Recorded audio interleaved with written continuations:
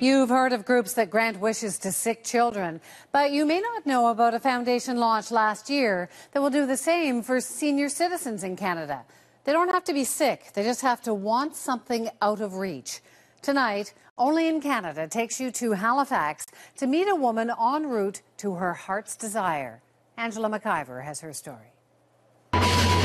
26 hours on a train from London, Ontario to Halifax is a long ride, especially if you're 90 years old. But it's a trip ELEANOR PULLMAN doesn't mind making. In fact, this is her dream come true. Bubbling, yeah. Quite happy about it all. And we met some nice people in that travel.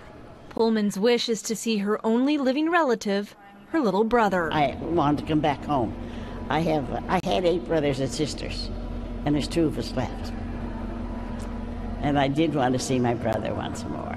She didn't think she was going to come back to the Maritimes, and she has now, so it means a lot to me to see her so happy. ELEANOR PULLMAN is the first senior in the country to be granted a wish by the Seniors Wish Foundation. The organization paid for her trip here to Nova Scotia, as well as her caretakers, and via rail chipped in the passes.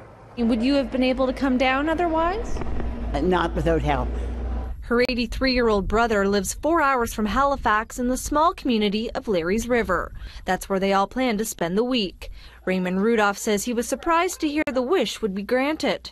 Well, it took around 80 years for someone in the family to be lucky. And of course it was Eleanor, because she always had the most to say. And how are you? Now that they're together again, they say the reunion will be low-key. They plan to just sit around, catch up, and likely play a few games of crib. Pullman's only request? To be near her favorite spot in the world. The ocean.